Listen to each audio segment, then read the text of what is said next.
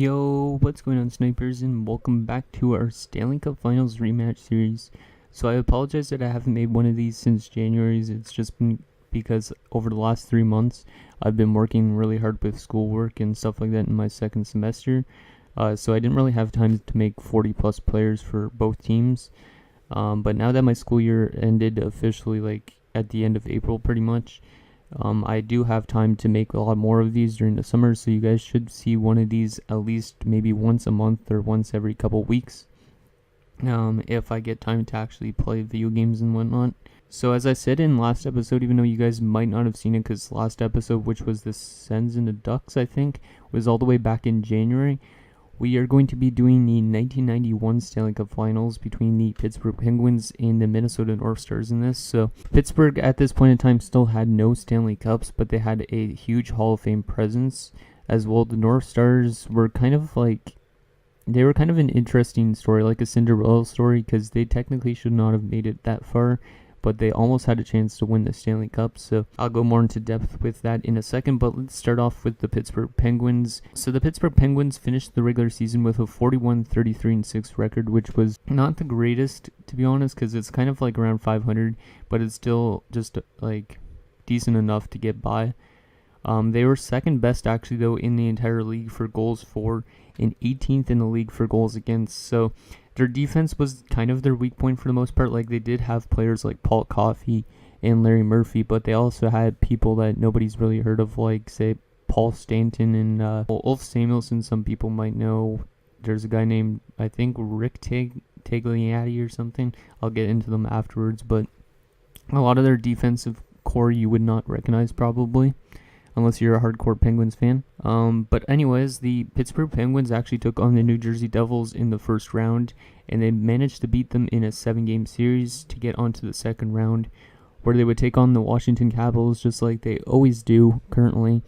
Obviously, Ovechkin and Crosby weren't in the league at this point in time because they would have been only like 4 years old by this point. But the Pens would actually take out the Capitals in only 5 games and move on to the conference finals to face the Boston Bruins, who had Cam Neely, and Cam Neely was kind of dominating the playoffs at this point in time, as by the end of this series, he had 16 goals in 19 playoff games that year, which was really insane. That's almost a goal a game. But what happened next was that Ulf Samuelsson actually hit him, and I don't know if he missed any games or what, but that helped the Pens win the series anyways, as the Pens would take out the Bruins in 6 games before going to the finals to face the Minnesota North Stars. Now, the North Stars' path to the Cup Finals, like I said, was one for the books. During the regular season, they had a horrible record, which was 27, 39, and 14, which was like the 7th worst best team in the Campbell Conference. Main reason was because they didn't have really good attendance records, because they only averaged around 8,000 people per game, which was the worst in the entire NHL at that point in time. In round 1, they would have to take on the best team in the Campbell Conference, which was the Chicago Blackhawks. Chicago had players like Germany Roenick, Ed Belfour, Chris Chelios, etc. They were a really physical team, and they took way too much penalties.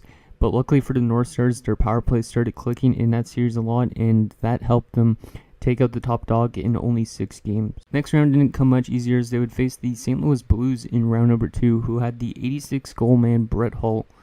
Luckily for the North Stars, their power play continued to click, and they would prevail in 6 games, going on to the conference finals, where they would face the defending Stanley Cup champion Edmonton Oilers. Despite Edmonton being a dynasty over the last decade, the North Stars continued to play their game, and they took out the defending Stanley Cup champions in only 5 games to make their 2nd ever Stanley Cup Finals appearance and their last in team history. Okay, so now that you guys got like a look of how each team got to the Stanley Cup Finals, let's get into the jerseys for both teams. Okay guys, so here is the jerseys for the Minnesota North Stars, starting off with this nice home jersey. I actually really like how they turned out. As you can see, I also tried to throw in the stars on the pants to make it more resemblant of their actual jersey from back in those days. Like I said, I really like the color scheme. Actually, like the green and yellow seem to be really nice, and the black actually ties it in all together. So that one is that, and then here is the away jersey. Really nice looking as well. Okay guys, so here is the jerseys for the Pittsburgh Penguins. As you can see, it's kind of like what they have now. It's a bit different in a sense. I think there's a slight difference, at least I don't remember. but this is what it looks like in 1990-91. And then their away jersey is the black one. Obviously, back in those days, the white jerseys were the home ones, and the darker colored jerseys were always the away ones. And they did not have an alternate back in these days. I think a lot of teams actually didn't either, so that's why I did not make one. So now that you guys have seen the jerseys, let's get into the lines for both teams. Okay, guys, so here is the lines for the Minnesota North Stars. Starting off, here on the left side, we have Brian Propp, who was kind of an underrated forward for the most part of his career, as he put up 1,004 points in 1,016 games. He was also very strong in terms of defensive game, as he was a plus 298 over his 15-year career. Unfortunately for him, he actually went to the Stanley Cup Finals a total of 5 times, but he never won a single time. He lost 3 times to the Edmonton Oilers as a member of the Philadelphia Flyers, once to the New York Islanders as a member, I think, also of the Flyers, and then he also once lost here, obviously, to the Pittsburgh Penguins in 1990-91. Like I said, very good defensive player. He could also produce really good offensively. Big contributor to their 1990-91 team. He was actually picked up, I think, in the offseason as a free agent acquisition from the Flyers, if I'm not mistaken. Now at center, you got Dave Gagne. Dave Gagne is the father, actually, of Canucks center Sam Gagne. Dave played with 5 NHL teams other than the North Stars, including the Rangers, the Leafs, the Flames, the Panthers, and the Canucks. He was also a part of the North Stars' move to Dallas for their first season in 1993-94. He was actually a really good producer during the season. Like, he didn't play all the games, but he was over a point per game during the regular season and a big contributor to the team. He also picked up a lot of penalty minutes over his career, so he was kind of a guy to take penalties and get into maybe fights and whatnot. And next up on the right side here, we got Mike Modano, who was kind of like in his second season in the NHL, I believe. Yeah, I think it was his second season. Obviously, you guys should know who Mike Modano is by now. If you don't, for some reason, he is the second highest all-time American for scoring in NHL history, so definitely one of the best American players to play the game. Obviously, he played most of his career with Dallas, considering the North Stars. He played with them, I think, from like 1989-90 to 1992-93 or whenever they left. During this regular season, he put up 64 points, which was actually less than his rookie season, where he put up a total of 75 points. Next on the second line here, we got Ulf Dalen, and Ulf Dalen is actually the father of Canucks prospect Jonathan Dalen. So that's pretty cool, because both these guys, Gagne and Dalen, both their sons play together. Well, Jonathan Dalen hasn't actually played in Vancouver yet. He's played in Utica, but still, technically, they could still play together. So that's kind of interesting. Ulf wasn't actually one of the type of players to take a lot of penalty minutes, because he only had 230 during his 966 game career. So he played less than 1,000 games and got less than 300 penalty minutes, which is pretty impressive. He was also a very solid defensive player, and he could also put up points offensively. So he was definitely just one of those guys that were all around a solid player. Next at center, we got Bobby Smith, who's currently a Hockey Hall of Famer.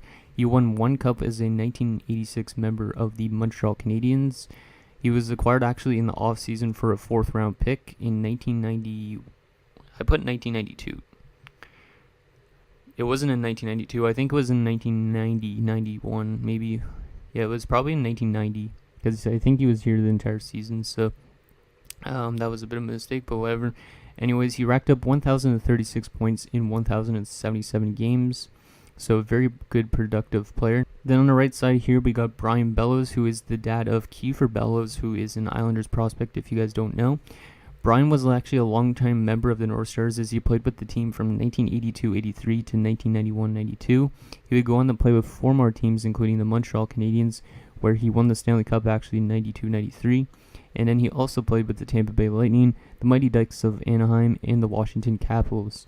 He would retire at the end of the 1998-99 season. Next on the third line here, we got Gétien Duchesne, and Gétien Duchesne was a very good steal for a former 8th round pick.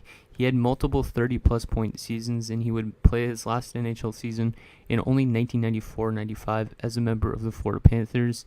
He would play 1,028 games with 433 points. In 2007, actually, he tragically died, though, of cardiac arrest at only age 44. So rest in peace, Gétien. He was a pretty big contributor to the team, getting them to the Stanley Cup Finals. Next at center, we got the captain of the team, which is Neil Broughton. Neil Broughton played with the North Stars from 1980-81 to 1992-93, and then he continued to play with Dallas until 1994-95, so he was with that organization for a very long period of time. He eventually would leave, though, to the New Jersey Devils and the Los Angeles Kings before returning back to Dallas again in 1996-97, where he would end his career. Next on the right side, we got Stu Gavin, and Stu Gavin, or Stuart Gavin, whatever you want to call him, wasn't really much of an offensive threat. He was kind of like he had some good seasons with the Whalers when he played for them in like the late 80s, but he had mainly 20 points or less a season, but he did help out contribute in the playoffs with the 1991 North Stars, putting up 13 points in 21 games, so he was a good contributor in the playoffs this year, but during the regular season, he wasn't really much of anything. Then on the fourth line here, we got Basil McRae, who is another enforcer. He had some offensive capabilities as he racked up 136 points in his career over only 576 games. However, he got under the players' skin mostly, and that's why he put up 2,453 penalty minutes in those 576 games. He is also the father of former St. Louis Blues prospect Phil McRae, if you guys know him. Next up center, we got Mark Bureau, and Mark Bureau wasn't the most offensive player. He only registered 138 points over 567 games.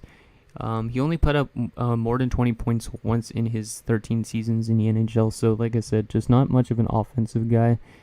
He was solid in the playoffs, but he was just more of like kind of a two-way center. I have him as a playmaker, I think, because he had more assists and goals. Next at the right side, we got a purebred enforcer in Shane Churla. If you guys don't know who Shane Churla is, look up him and you'll find tons of fight videos. He got into like fights with a lot of his career with like people like Ty Domi. I'm not sure exactly who else, but I know Ty Domi for sure. He registered 2,301 penalty minutes in only 488 games. He had 5 seasons with all over 200 penalty minutes. He also picked up 71 points in his short career, so he's somewhat produced, but he was more of a physical threat than anything else. He's actually also second cousins with former NHLer who tragically passed away back in 2011, and that is Rick Rippon. So, kind of an interesting story there. Next up onto the depth forwards. So starting off here, we got Mike Craig, and Mike Craig did not have a long NHL career, as it only lasted from 1990 to 97. He would then bounce around between like the IHL, the AHL, and the NHL. Eventually, starting in 2002-03, he would actually leave for Europe, where he would play 1 season in Switzerland before heading to the Austrian Hockey League, where he would retire in 2011-12. So this guy just not really much of anything. He did have some short stints early in his career, but then eventually, like I said, bounced around between leagues and then eventually would retire. Next, we got Perry Berzan, and his career lasted also less than 10 years, as he played with 3 teams, including the Flames, North Stars, and Sharks from 1984-85 to 1992-93. He was actually one of those guys that were on the ice when Mary Lemieux scored a pretty crazy goal against the North Stars in the Stanley Cup Finals. It's a goal everybody knows. I'll probably show a clip of it to like maybe here. There's Lemieux. His center penalty coming up. Look at Lemieux. Oh my heavens. What a goal. What a move. Lemieux. Oh baby. Next up, also in the depth forwards, we got Doug Smale. Doug Smale was another kind of guy that did not have really a long career by any means. He played for only 3 NHL clubs, including the vintage Winnipeg Jets, so the ones that existed like 1996 and before. He also played for the North Stars, as you could say here, and then he also played actually for the Nordique. He also played for the Ottawa Senators in 1992-93 before leaving the NHL and then going to play in the British Hockey League until his retirement in 1995-96. Okay, so that is the forwards. Now let's get onto the the defenseman, and then we'll get into that depth defender that you guys see. Okay, so starting off on the defensive core, we got Mark Tenorti. So Mark Tenorti is the father of Jared Tenorti, so a lot of fathers on this team again. Mark Tenorti was more of a physical defenseman. He also could produce somewhat offensively, but for the most part of it, he was just like a guy that could get into fights, as he had 1,514 penalty minutes in 663 games. During this actual preseason of 1990-91, he was suspended 10 games for leaving the penalty box to fight Chris Chelios. kind of interesting. Then his defense partner, we got Chris Dahlquist. Chris Dahlquist has actually acquired from the Stanley Cup champion Pittsburgh Penguins early in this season, alongside of defenseman Jim Johnson, for Peter Taglianetti and Larry Murphy. Dahlquist and Johnson were actually primarily brought in to add more physicality to the team because they were kind of weak in the sense that, like, Tenorti might have been their only physical player. Well, actually, Basin McCray kind of as well, but they needed more, like, hitting defensemen pretty much, and that's why Dahlquist was brought in. Then on the second pairing here, we got Jim Johnson. As I said, he was just acquired also from the Pittsburgh Penguins in the 1990-91 season. He's actually currently the assistant coach of the Edmonton Oilers, which is pretty cool. He also used to be the assistant coach for the San Jose Sharks, the Washington Capitals, and the Tampa Bay Lightning. So this guy has got a lot of experience in different sort of genres or areas of hockey. Then as defense partner, we got Brian Glynn, and Brian Glynn actually came from Germany. He's a German defender. So back in these days, they didn't actually have a lot of German players in the NHL still. Like, I think Yui Krupp maybe and whatnot, but Brian Glynn was one of the German players in the league at this point in time. He was actually acquired in the offseason from the Calgary Flames. He played 431 games in his career, but put up a decent amount of offense, putting up only 104 points. So not too bad offensively, but more of a defensive, like, defenseman. He did also take a lot of penalty minutes, as he had 410 of those in only 431 games. Then on the top six pairing, you got Sean Chambers. Sean Chambers was, I think, also in our 1999 Cup Finals as a member of the Dallas Stars, because he spent most of his career with them. He played just over 600 games with over 200 points. In terms of penalty minutes, he didn't actually take much of them as well. He averaged only around 20 penalty minutes a season, so he was a really good, like, poised defenseman that just, like, played good defensively and somewhat contributed offensively as well. However, in his 2 seasons with the North Stars, which were 89-90 and 88-89, and actually this season, so 3 seasons, well, 2 of his 3 seasons with the North Stars, he put up over 80 penalty minutes. So basically most of his penalty minutes came early in his career, and then the rest of it kind of slowed down. And then his defensive partner here, you got Neil Wilkinson. He was another physical force on the defensive core, as he had 800 penalty minutes in 460 games. He was actually picked up by the San Jose Sharks the following year in the dispersal draft. Now, in terms of the depth defenseman, we got Kurt Giles, who was actually the captain for the regular season, but he wasn't during the playoffs because he didn't actually play all the games. He had a pretty decent career, playing 12 seasons with the North Stars in 2 different campaigns, from 1979-80 to 1986-87, before playing for the New York Rangers for 2 years, and then he would come back to the North Stars from 88 to the end of 1991, and then he would retire as the St. Louis Blue in 1993. Okay, so now on to the goaltenders. Here we got John Casey, and John Casey was a North Star for the most of his career, but he also played for the Bruins in the St. Louis Blues. During his playoff run, he actually was a big help to getting them to the Stanley Cup Finals. Unfortunately for him, his kind of luck dried out, as during Game 6 of the Stanley Cup Finals, where they would lose the cup, he let in 4 goals on 17 shots, and his backup, Brian Hayward, didn't actually fare any better, as he would let in 4 goals on 11 shots. So the two of them letting in a combined 8 goals, and their offense didn't produce, and they would lose the Stanley Cup Finals, like the last game of the Stanley Cup Finals, 8-0. So as I was just saying, Brian Hayward was the backup for the North Stars. He wasn't very much of a goaltender. He had some solid seasons early in his career, but during his final year with the Sharks, he went 2-14-1 with a .555 goals against average and an .846 save percentage.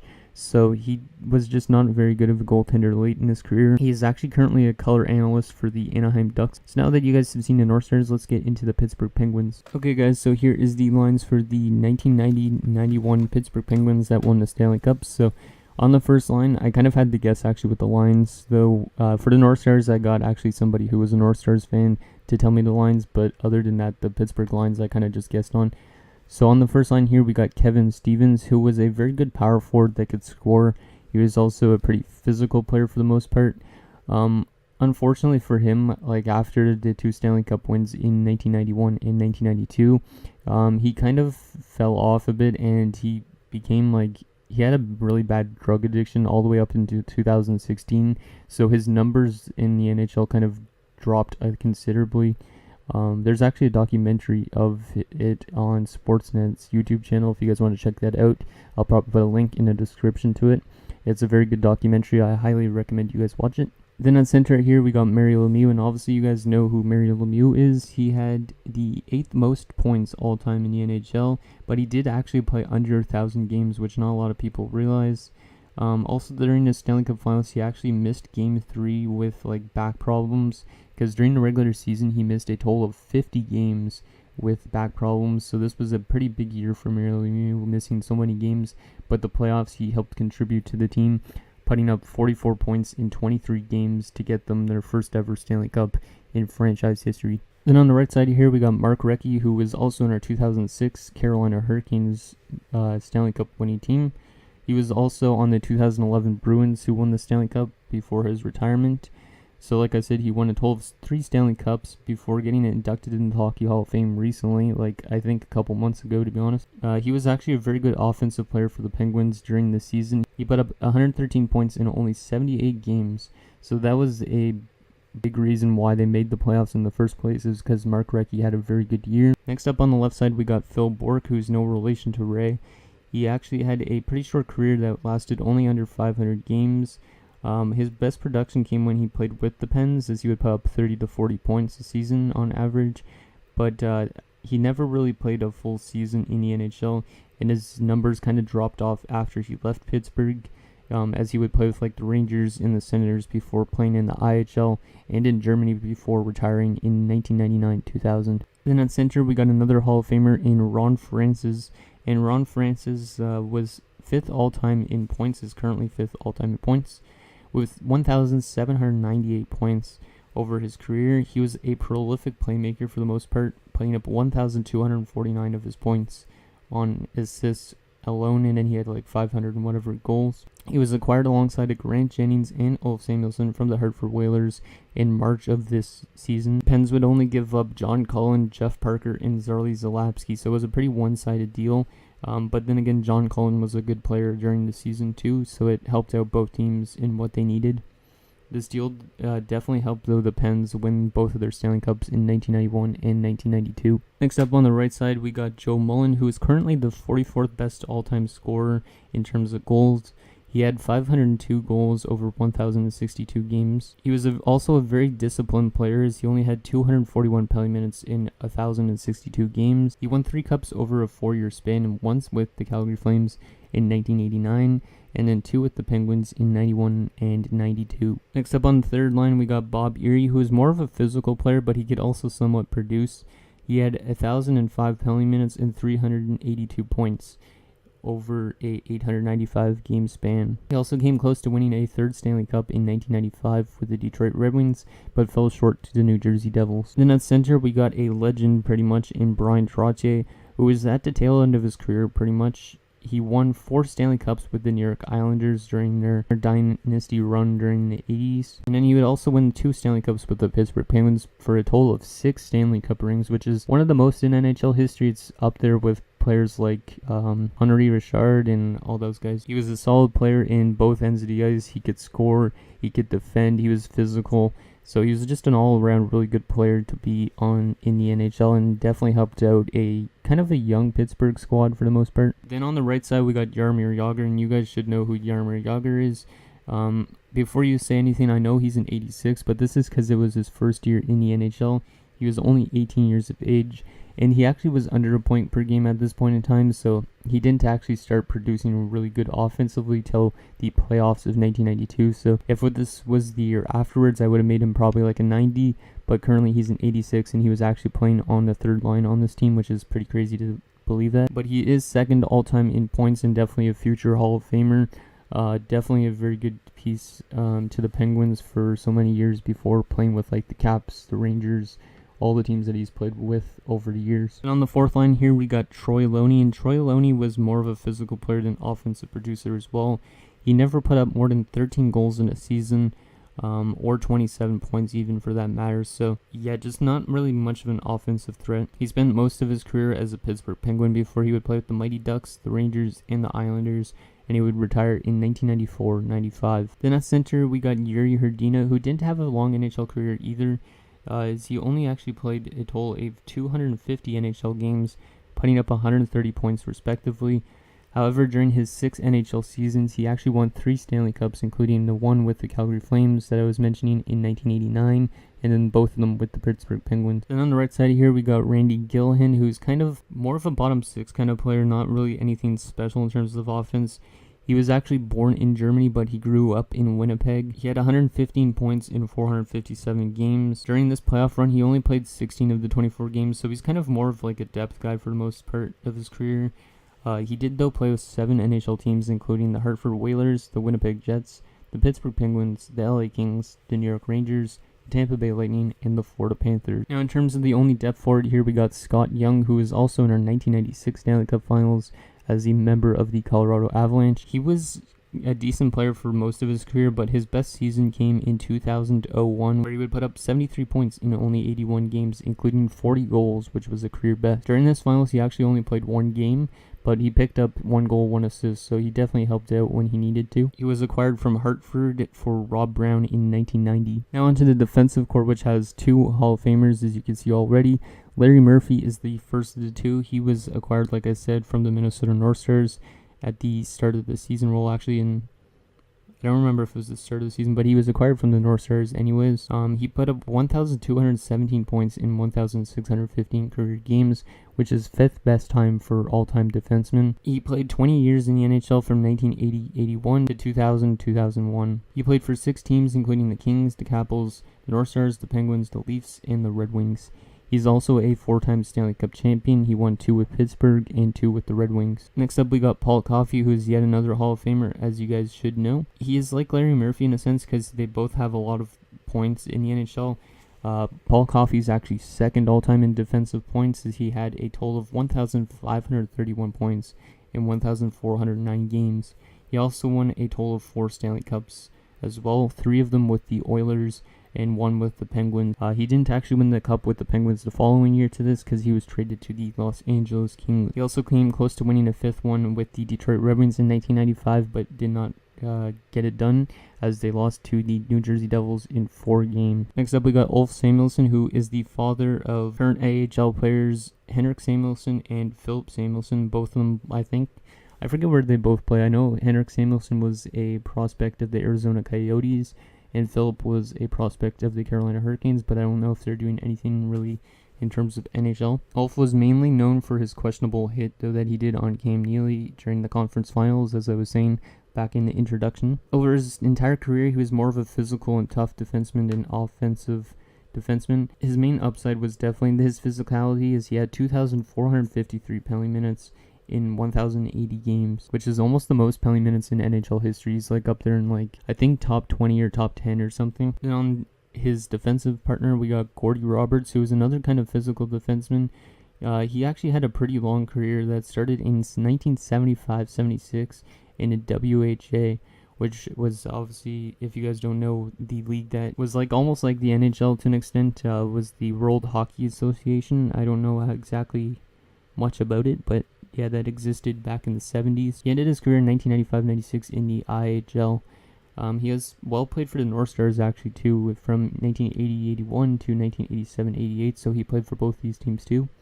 Every time in his career in which he was dealt for future considerations. That was a total of 3 times, so I don't know if those future considerations were ever discussed, but he was only traded for future considerations and no players up front. Next up, we got Paul Stanton, who is another physical defenseman. He played 5 seasons in the NHL, including a total of 295 games. He would put up 262 penalty minutes and 63 points over that span. He eventually would lead for the Deutsche Eishockey Liga, which is the DEL if you guys don't know. He would spend 9 years there, and he last actually played in 2004-05 in the Swedish Elite League. Then as defense partner, we got Peter Taglianetti, and Peter Taglianetti, as I said as well, was acquired from the North Stars alongside of Larry Murphy. He was another physical defenseman. There's a lot of physical defensemen in this point in time. Over the course of his 451 game career, he put up 92 points, including 1,106 penalty minutes. His best season came in 87-88 as a member of the Jets, where he put up 23 of his points in 70 games. Now, in terms of depth defensemen, we got Grant Jennings, who played 13 of 24 postseason games, putting up only 2 points. So another defensive defenseman. He never put up points really during his career. He was more of a physical guy again, putting up 804 penalty minutes in 389 games. Then we also got Jim Peck, and Jim Peck was actually a South Korean hockey player, which is pretty amazing. One of only two to ever play in the NHL. The other one is Richard Park, who I think actually also played for the Pittsburgh Penguins at one point in time. But Peck had 34 points in 217 games. He only played in 5 NHL seasons before he would eventually move on to the IHL for 5 years, the BISL for 3 years, and then he would play in the WCHL for 1 year before retiring in 2002-03. He then also actually became the assistant coach of the Grand Rapids Griffins from 2005-06 to 2013-14. Next up in terms of depth defenseman, we got Randy Hiller, who played only 8 postseason games this year, putting up no points in those 8 games. He was actually decent offensively in the regular season in his career, putting up 126 points in 543 games. However, in the playoffs, he did not produce much at all, as he only had 2 assists in 28 playoff games. He also was an assistant coach of the Pittsburgh Penguins for 5 seasons in the earlier 2000s. Okay, finally on to the goaltenders for the Penguins. We got Tom Barrasso, who's third all-time in wins by American goaltenders behind Ryan Miller and John Van Beesbrook. Tom was actually a really good passer for a goaltender as well. He put up 48 assists in 777 career games, which is actually the best for all-time goaltenders. He had more assists, one more assist than Martin Brodeur even, so he definitely helped out the offense too. Tom played with 6 teams, including the Buffalo Sabres, the Pittsburgh Penguins, the Ottawa Senators, the Carolina Hurricanes, the Toronto Maple Leafs, and the St. Louis Blues. And then finally, his backup was Frank Pietrangelo, and Frank Pietrangelo was actually the uncle of Alex Pietrangelo of the St. Louis Blues, which is pretty cool. He was the backup in the 1991 Cup, but was dealt to the Whalers in 1992. He didn't really have a long NHL career, and it wasn't really a successful one, as he played 141 games, or only 7 seasons. His career stats include 46 wins, 59 losses, 6 OT losses, an 872 save percentage, and a 4.12 goals against average. So yeah, like he wasn't that much of a good goaltender, but he definitely helped them out in the Cup Finals at least. So that is the rosters for both teams. So now let's get into our simulation and see if the Pittsburgh Penguins can win that Stanley Cup again. I did a test run already, and the Pittsburgh Penguins swept the North Stars. I'm hoping for a bit more of a closer series, so let's see how this plays out. Okay guys, so here we are in our simulation. So Pittsburgh has home ice in this series because obviously they finished way ahead of the North Stars in the standings. So let's see if the North Stars could somehow prevail, or will the Pittsburgh Penguins still take the 1991 Stanley Cup. So we're going to real-time simulate every single game just because it's more interesting that way, even though it does take a bit longer. I apologize for that if these videos do run long. It's a lot of history to put in one video. Like, I could technically break them up in series, and we have our first goal and another goal, well, 2 late goals actually, from the Pittsburgh Penguins, is Bob Erie gets the party started, and Yuri Herdina gets another goal. So that's like the 3rd and 4th line coming through for the Pens. Hopefully the North Stars could come through at least with maybe 1 win in the Stanley Cup Finals, and Yuri Herdina again. That's weird. Why is the 4th line and stuff coming through? You'd think like the line with like Mario Lemieux and the 2nd line with like Ron Francis, 3rd line with maybe Trottier and Yager and whatnot would come through, but it's the depth that's coming through for the Pittsburgh Penguins currently, as they have a 3-0 lead going into the 3rd. Shots are heavily in their favor as well, 27-11. Will they just lock it down here and take game 1? I think the Pittsburgh Penguins played at the Civic Arena in 1991. I think it was called the Civic Arena, but Phil Bourque makes it 4-0, and Troy Aloni makes it 5-0. This is a rout right now. It's almost like what happened in Game 6, where it was 8-0 Pittsburgh by the end of it. So 5-0 final for the Pittsburgh Penguins. In real life, the North Stars actually took Game 1, I think it was, and then Pittsburgh took Game 2, and the North Stars took Game 3, but then Pittsburgh won 3 in a row. So not very close of a series so far. Erie from Trottier, Herdina from Loney and Gillen, Herdina from Gillen and Loney, Bourque from Francis and Mullen, and Loney from Gillen and Herdina. So I don't even know how that 3rd line's producing that good offensively, but they all had 3 points. That's It's kind of unrealistic to an extent because those guys didn't really produce that much, I think, during the Stanley Cup Finals. But whatever. So let's get into game number 2, still in Pittsburgh at the Civic Arena, like I was saying. Once we get to Minnesota, it'll be at the Met Center, which no longer exists. It's actually just a parking lot where an IKEA is close by now. So it'd be kind of cool to go to Minnesota and see where the arena actually was. It is actually kind of a small arena too, for the most part. Like I might put up some pictures while I'm talking of stuff like this, so you guys could actually see what I'm talking about. But if you guys want to look up history like that, then go ahead. It's pretty interesting stuff. I actually really like how the Stanley Cup Finals, like the history of the Stanley Cup Finals, especially because the North Stars, like I said, they were a really underdog team for the most part, but they actually almost had a chance to win the Stanley Cup. So Kevin Stevens makes it 1-0 Penguins after the second period, it looks like. Yep, 1-0 after one. The shots are actually even this time, so the North Stars are getting chances, but they just can't beat Tom Barrasso, who has been shutting him down for 5 straight periods now. And it's a long power play for the North Stars, but they don't click on it. Another power play, and Mike Modano gets them on the board. But Joe Mullen is going to answer right back. Power play again for the North Stars, but they can't score on it. Another power play. They're getting a lot of power play chances here in the third. I think that was like 4 power plays. And the Pittsburgh Penguins are going to hold them off and take a 2-0 series lead headed back to Minnesota. So Kevin Stevens from Lemieux and Recchi, Modano from Broughton and Bellows, and Mullen from Bork and Taglianetti.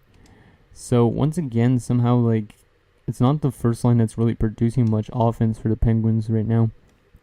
So it's gonna, like, if Randy Gillen somehow wins the Conn Smythe, that's gonna be really stupid, because I figured more people like Lemieux or Barrasso would win it. So I figured Lemieux and Yager and stuff would be the best producers offensively. Okay, power play for Pittsburgh. They don't score. It's like I said, we're now in Minnesota for game 3. This is a pretty defensive series in some, like, well, at least for the last 2 games so far. Game 1 was not really that defensive for the North Stars. So it is scoreless after 1. Shots are 9-6 in favor of the Penguins. Let's see what happens here in the second period. And the North Stars have a power play. Will they score? No, they will not. They have another power play opportunity. They're just giving up way too much power play opportunities. Like, they're not scoring on them like they did in real life. But actually in the real finals, I don't think they produced much offensively on the power play. I think it was just mostly like the first 3 rounds. So shots are 17-14 in favor of the Penguins, but nobody's been able to score in this game just yet. Let's see if the Penguins can come through here and take a 3-0 series lead. And North Stars strike first. Wow, Ulf Dalen makes it 1-0 Minnesota. That's good to see them actually winning a game for a change. Shots are in their favor as well. Will they lock it down, or will the Penguins strike late? And the North Stars hold them off. Wow. So John Casey getting a shutout, and it is a 2-1 series lead for the Pittsburgh Penguins now. Does that mean the North Stars could come back now? Who knows? Wow, I just read this thing, checking from behind for Mark Tenorti. Damn. Makes sense, though, because he's a big guy. And Ulf Dalen's goal was from Bobby Smith and Brian Bellows. So let's get into game number 4 now. It's a 2-1 series lead, so North Stars still need to win this game, or else they will have their back against the wall. So, first period underway here in Minnesota. Again, can the North Stars prevail with another win?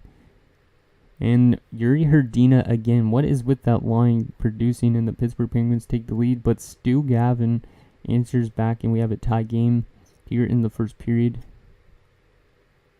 Shots are in the North Stars' favor currently, and it is going to stay 1-1 after 1. Shots 14-12 in favor of the North Stars. Second period underway. It's a pretty even game right now so far.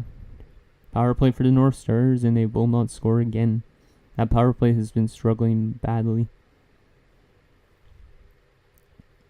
Are we going to have a tie going into the third period again? Power play for the North Stars late, and they don't capitalize on it, and it is still a tie game. Shots are in the Penguins' favor, 21-18. Let's see if the North Stars or the Pens come through here in this third period, or will we be going to overtime for the first time in this series. Halfway through the third period, and nobody's been able to score yet. Power play for the North Stars, but they don't score. And now Bobby Smith scores, and it is 2-1 North Stars. And Neil Broughton's going to score, so North Stars are going to tie the series up, headed back to Pittsburgh as Brian Propp gets the empty netter. So this series might actually still go 6 games. Like, if Pittsburgh could win the next 2, it's pretty similar to what actually happened to an extent, but not really. So Herdina from Gillen, I don't even know how those two produce so much. Gavin from Duchesne and Broughton. Bobby Smith from Churla and Tenorti. Broughton from Medano and Bellows. And Propp from Medano and Gagne. So Medano is kind of rallying the North Stars a bit. And then also John Casey's been playing really good in the last 2 games, only allowing 1 goal against a studded offensive team like the Pittsburgh Penguins. So let's get into game number 5. Will the Penguins take it and take a series lead headed back to the Minnesota where they could actually win like they did in real life, or will the North Stars somehow come up with 3 straight wins? Pittsburgh's getting a lot of chances here early, and they have a power play too now, but they don't score on it. John Casey must be just playing really good right now. That's like the only reason like North Stars are pretty much in this, I think, because they're getting really badly outshot, 14-5 after 1 second period underway. Let's see who's going to break the ice and which team is going to be for. Power play for the North Stars. They don't score on it. Last 10 minutes here of the second period, not third period. Last 3 minutes, and it is going to be a scoreless tie going into the third. Shots are as well even, so this is a very what's the word I'm looking for? I don't even know what I'm trying to say. But anyways, still tie game. Power play for the Pittsburgh Penguins. They don't score. Power play for the North Stars. And Larry Murphy, the former North Star, comes through, and the Pittsburgh Penguins have the lead. Late in the game, will they hold them off? Yes, they will, as Ron Francis actually scores a late goal that's not an empty netter. And the Pittsburgh Penguins are 1 game away from winning the Stanley Cup in 6 games, just like they did in real life. Unfortunately, it wasn't in the same kind of outcome. Like, North Stars were actually up 2-1 at one point, but whatever. So Barrasso playing very good that game. So both goalies have had their strong games and their bad games. Murphy from Yager and Lemieux, so that first line coming through. And Ron Francis from Mullen and Bork. Okay, so we are going into Game 6. Will the Pittsburgh Penguins win the Stanley Cup in Minnesota like they did in real life?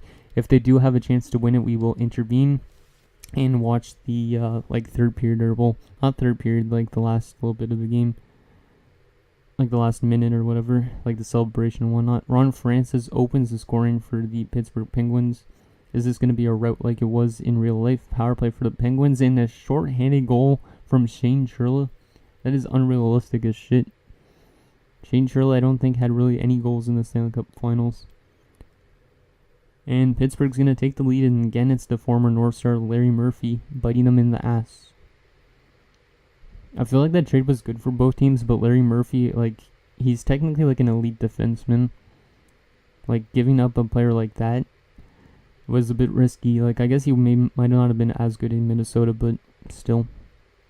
So the Pittsburgh Penguins had the lead 2-1 going into the third period. Will they be able to hold off the North Stars?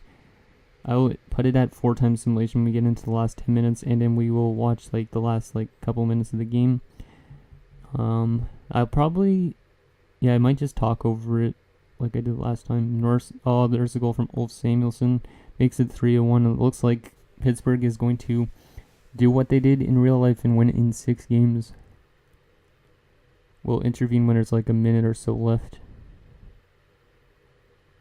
Let's just intervene now, actually. So I'll actually let you guys watch, and I won't talk during this. And then we will see like the player stats for the playoffs after this, and then that'll be it for this episode. So let's get into the game.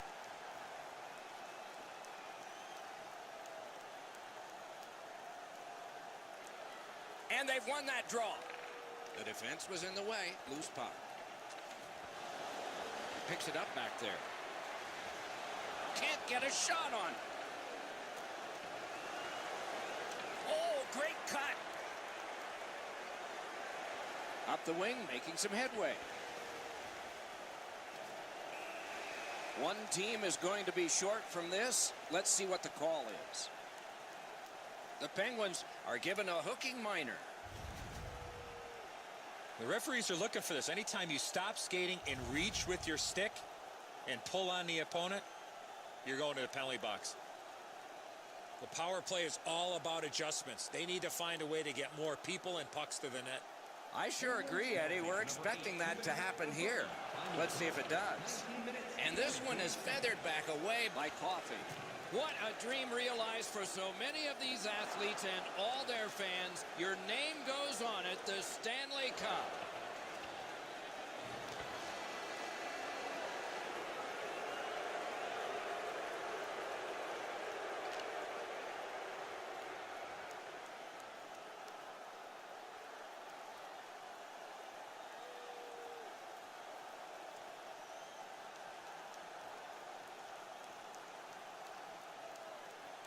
So many ups and downs over the course of the long season. You always hope that at the end of the day that you'll be able to celebrate as champions. These guys have just realized that.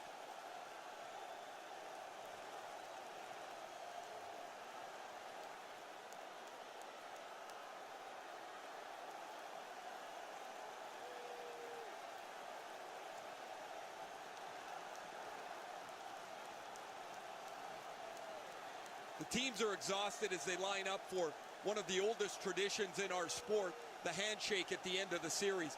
You don't always like the player that you're shaking hands with, but you have respect for the series that you've just played.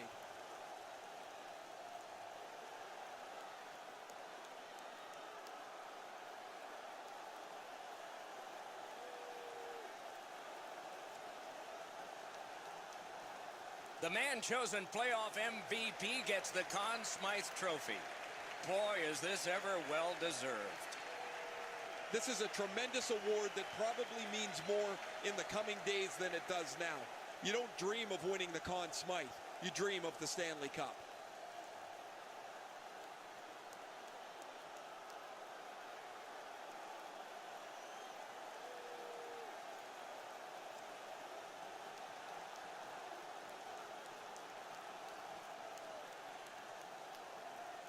It's often said it's the hardest prize to win because it takes 8 weeks. And by tradition, the captain is the first to hold it high. I remember as a kid watching Johnny Busick, the captain of the Boston Bruins, hold the Stanley Cup above his head. I thought it would be the coolest thing to do. Look how proud and happy the captain is here tonight. There's always interest in how the Stanley Cup has passed player to player, and they take their victory lap with it. Players are injured and banged up, yet it doesn't seem to matter how much that 30-pound trophy really weighs. Doug Waite actually got it over his head once with a dislocated shoulder.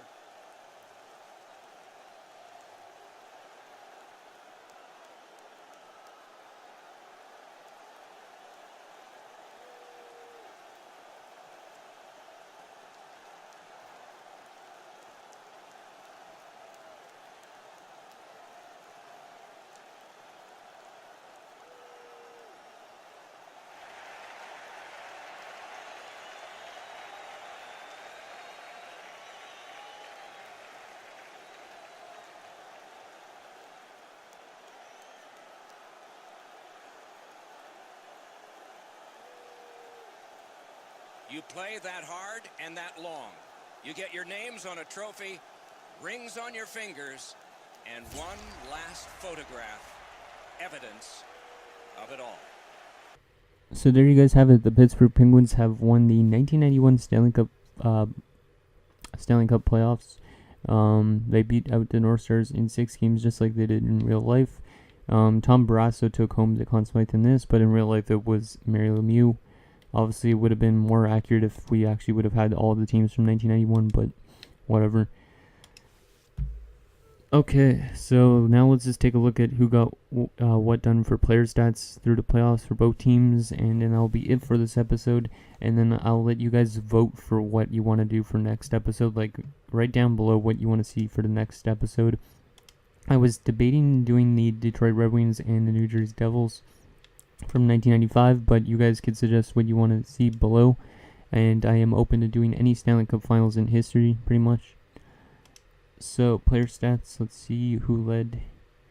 So, Herdina led the way. Him and Gillen and Lemieux actually picked up points during the end, some assists. So, they all had 4 points. Ron Francis had 3 points. Bobby Smith was the best player for the North Stars, put him 3 points. Medano as well, 3 points, etc. And then in terms of goaltending, let's see, goalies. So Tom Barrasso, yeah, really good performance in the playoffs. John Casey actually played pretty good as well. Like, he kept his team in it, but they just did not perform as well as he did. So anyways, guys, that is going to do it for this episode. So like I said, just let me know what you guys want to see for the next episode down below, and I'll try and get it done for like maybe the start of June or even like in 2 weeks or so. So let me know what you guys think, and I'll see you guys next time.